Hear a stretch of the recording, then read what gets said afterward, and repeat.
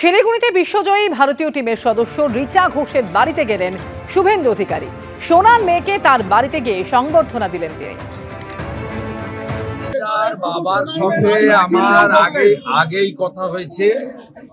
আমি বাড়িতে চেয়েছিলাম, রিচা বাইরে ছিল, বিভিন্ন জায়গায় সম্বর্ধনা নিয়েছে। আমরা এনকারেজ করার জন্য সোনার মেয়েকে সোনাই দিয়েছে, ভারতবর্ষের রূপর মানচিত্র দিয়েছে। আর একটি এনজিও থেকে একটা চেক আমার হাত দিয়ে ওরা পাঠিয়েছিল, 5 লাখ টাকা চেক দিয়েছিল তোকে, ওর যাতে আরো বেশি করে কাজকর্ম করতে পারে। রাজ্য পুলিশের কনস্টেবল নিয়োগের পরীক্ষার আগে চাকরির টোপ দিয়ে প্রতারণার অভিযোগ। প্রতারণা চক্রের পর্দাফাঁস করল পুলিশ। দক্ষিণ দিনাজপুরে গ্রেফতার হলেন সিভিক ভলান্টিয়ার ও তার স্ত্রী সহ 3 জন। রাজ্যে শিক্ষক নিয়োগ দুর্নীতি নিয়ে এখনো তোলপাড় চলছে। তার মধ্যেই রাজ্য পুলিশের কনস্টেবল নিয়োগের পরীক্ষার আগে চাকরির টোপ দিয়ে প্রতারণা চক্রের পর্দাফাঁস করল পুলিশ। দক্ষিণ দিনাজপুরে গ্রেফতার হলেন সিভিক ভলান্টিয়ার ও তার স্ত্রী। পুলিশ সূত্রে দাবি, এক মহিলার থেকে 9 লক্ষ টাকা নিয়ে অ্যাডমিট কার্ড আটকে রাখার অভিযোগে গ্রেফতার হন সিভিক ভলান্টিয়ার নারায়ণ ভট্টাচার্য এবং তার স্ত্রী। তাঁদের জেরা করেই নাম উঠে আসে গঙ্গারামপুরের বাসিন্দা সুভাষ বিশ্বাস নামে এক ব্যক্তির। বৃহস্পতিবার গঙ্গারামপুরের কার্গিল মোড় এলাকায় সুভাষ বিশ্বাস নামে ওই ব্যক্তির বাড়িতে অভিযান চালায় পুলিশ। তাঁকেও গ্রেফতার করা হয়। উদ্ধার করা হয় 21 লক্ষ টাকা, বেশ কিছু অ্যাডমিট কার্ড, মোবাইল ফোন ও ল্যাপটপ। কালকে আমরা সুভাষ বিশ্বাস বলে একটা লোককে গঙ্গারামপুর এরিয়া থেকে অ্যারেস্ট করলাম। ওর বাড়িতে রেড করা হয়েছে। সার্চের পরে আমরা প্রায় 20,87,000 টাকা আর একটা ল্যাপটপ, 3টা মোবাইল, তার সাথে সাথে কিছু ডকুমেন্টস এক্সাম রিলেটেড ওটা সিজ করা হয়েছে। চাকরি দেওয়ার নাম করে টাকা তুলছিল।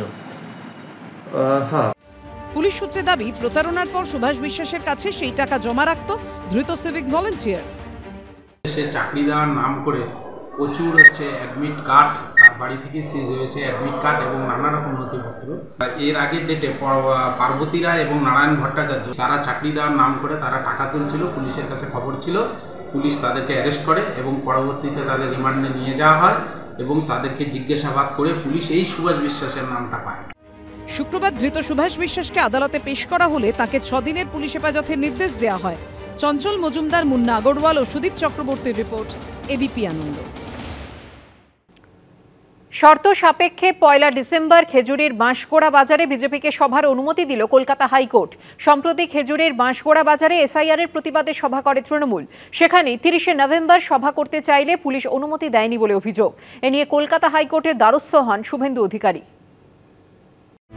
শহরে রাস্তা আটকে যদি একটি রাজনৈতিক দল প্রতি বছর জনসভা করতে পারে, তবে বিরোধী দল বদ্ধ জায়গায় কেন পারবে না? পূর্ব মেদিনীপুরের খেজুরিতে জনসভার অনুমতি মামলায় 21শে জুলাইয়ের প্রসঙ্গ তুললেন শুভেন্দু অধিকারীর আইনজীবী। শর্ত সাপেক্ষে 1 ডিসেম্বর বিজেপিকে সভার অনুমতিও দিল কলকাতা হাইকোর্ট। সম্প্রতি খেজুরির বাঁশগোড়া বাজারে এসআইআরের প্রতিবাদে সভা করে তৃণমূল। সেখানেই 30শে নভেম্বর সভা করতে চাইলে পুলিশ অনুমতি দেয়নি বলে অভিযোগ। এই নিয়ে কলকাতা হাইকোর্টের দ্বারস্থ হন শুভেন্দু অধিকারী।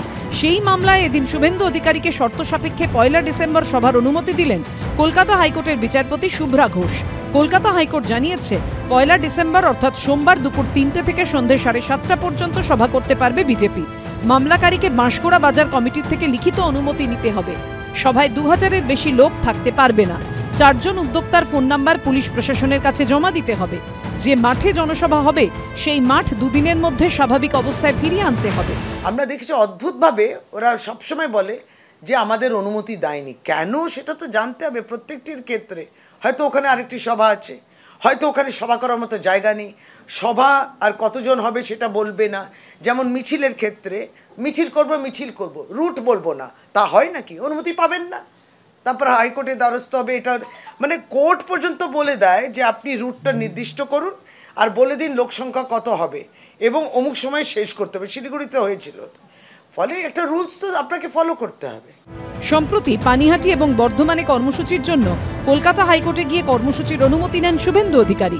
আর এবার খেজুরিতে তার সভায় অনুমতি দিল কলকাতা হাইকোর্ট। সৌভিক মজুমদার ও ঋত্বিক প্রধানের রিপোর্ট, এবিপি আনন্দ। কেন্দ্রের ওয়াকফ আইন মানতে অবশেষে পদক্ষেপ করল রাজ্য সরকার। জেলা শাসকদের নির্দেশিকা পাঠিয়ে বলা হলো, 5ই ডিসেম্বরের মধ্যে রাজ্যের সমস্ত ওয়াকফ সম্পত্তির তথ্য কেন্দ্রের উমিদ পোর্টালে আপলোড করতে হবে।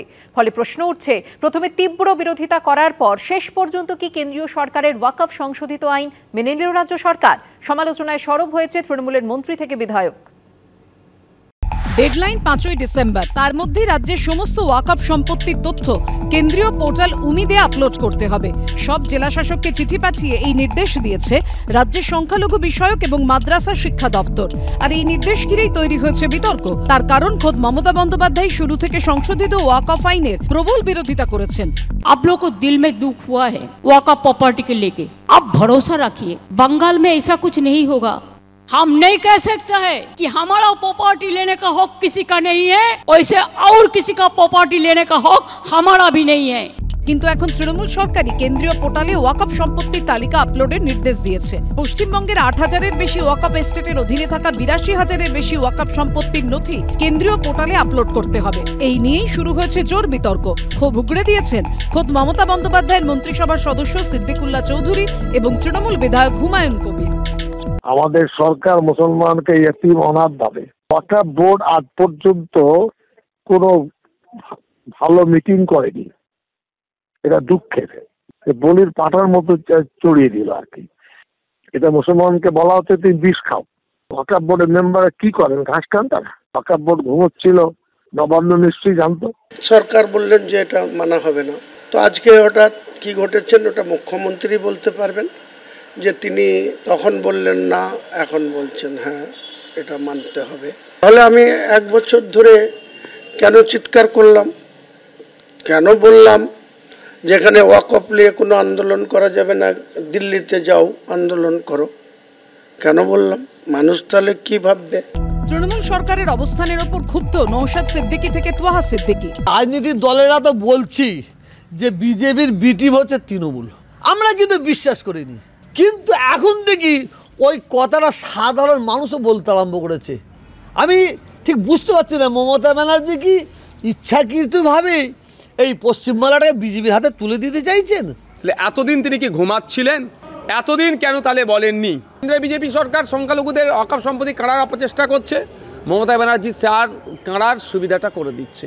ওয়াকফ নিয়ে মমতা বন্দ্যোপাধ্যায় যখন নিশানায়, তখন কটাক্ষ ছুড়ে দিয়েছে বিজেপি। হেলায় না পড়লে বিড়াল গাছে ওঠে না। আমি সিদ্দিকুল্লাহ চৌধুরীর স্টেটমেন্ট শুনতে চাই, তোয়া সিদ্দিকের স্টেটমেন্ট শুনতে চাই। যারা মমতা ব্যানার্জিকে বলেন যে মুসলিমদের প্রোটেক্টর, আমরা বলি মুসলিমদের মমতা ব্যানার্জি তেজপাতা হিসেবে ব্যবহার করেন। নবান্ন একটা বলেছে যে একটা নথিবদ্ধতার মধ্যে আনলে, আমি ওয়াকফ বিলের বিরুদ্ধে, ওটার বিরুদ্ধে আজও আছি আমরা। কর্পোরেশনে কত জমি আছে, ওয়েবসাইটে দিতে আমার ক্ষতি কি আছে? তাতে বরং ভালো যে গভর্নমেন্ট সেক্টরের যে জমিটা সেটা এনমার্ক হয়ে থাকবে। রাজ্য সরকারের নির্দেশিকায় বলা হয়েছে যেসব ওয়াকফ সম্পত্তি নিয়ে বিতর্ক রয়েছে সেগুলি এই পর্বে আপলোড করতে হবে না। আশাবুল হোসেন, সন্দীপ সরকার ও সোমনাথ মিত্র রিপোর্ট, এবিপি আনন্দ। ইতিমধ্যেই কাজের চাপ নিয়ে বিস্তর অভিযোগ তুলেছেন বিএলওরা। এর মধ্যেই অন্য ছবি দেখা গেল বাঁকুড়ায়। একেবারে ছোটবেলায় দুর্ঘটনায় একটা পা হারিয়েছেন, কিন্তু তা সত্ত্বেও একটা পা নিয়েই প্রায় 99% ডিজিটাইজেশন শেষ করে ফেলেছেন বিএলও শোভানারা বাইন। তিনি প্রমাণ করেছেন ইচ্ছে থাকলে যে কোনো প্রতিবন্ধকতাকেই জয় করা যায়। এসআইআর নিয়ে বিএলওদের একাংশ যখন কাজের চাপের অভিযোগ তুলছেন, তখন একেবারে অন্য ছবি দেখা গেল বাঁকুড়ায়। ইনি শোভানারা বাইন, বিষ্ণুপুরের জামশুলি গ্রামের 238 নম্বর বুথের বিএলও। একেবারে ছোটবেলায় দুর্ঘটনায় একটা পা হারান, সেই থেকে একটা পাই ভরসা। তবে কাজের ক্ষেত্রে কোনোদিন পিছিয়ে থাকেননি। বিএলওদের কাজেও অন্যদের থেকে বেশ কয়েক পা এগিয়ে শোভানারা। পেশায় অঙ্গনওয়াড়ি কর্মী এই বিএলও প্রায় 99% ডিজিটাইজেশন শেষ করে ফেলেছেন। এটা হচ্ছে কমিশনের নির্দেশ, নির্বাচন কমিশনের নির্দেশ আমাদেরকে দিয়েছে, কিন্তু আমাদেরকে মানতে হবে, যথাযথভাবে পালন করতে হবে। যতই প্রতিবন্ধকতা থাকুক না কেন, সেটাকে আমাদেরকে এগিয়ে যেতে হবে। আমার 99% কমপ্লিট হয়ে গেছে। হ্যাঁ, কষ্ট হয়, কিন্তু তবুও তো আমাকে এগিয়ে যেতে হবে। তাঁর বুথের প্রত্যেক ভোটারের বাড়ি বাড়ি গিয়ে ফর্ম দেওয়া নেওয়া থেকে ডিজিটাইজেশন, সব কাজই তাঁর প্রায় শেষের দিকে। তাঁর এমন কাজে অত্যন্ত খুশি স্থানীয়রা। বিএলওর যে কাজটা করছে খুবই ভালো কাজ করেছে। ও তার স্বাভাবিকভাবে যেতে পারছে না, সে প্রত্যেকটা বাড়িতে যায় একটা পায়ে। বিষ্ণুপুরের এসডিও জানিয়েছেন ওই বুথের মোট 1039 জন ভোটারের মধ্যে 1019 জন ভোটারের ডিজিটাইজেশন হয়ে গেছে। ওনার শারীরিক অবস্থা দেখে আমরা হয়তো ওনাকে কাজ থেকে অব্যাহতি দিতে রাজি হতাম, কিন্তু উনি নিজে থেকেই এই কাজ আগ্রহ দেখিয়ে করেছেন, যা সত্যিই প্রশংসনীয়। তুহিন অধিকারীর রিপোর্ট, এবিপি আনন্দ, বাঁকুড়া। এবিপি আনন্দ, এগিয়ে থাকে, এগিয়ে রাখে।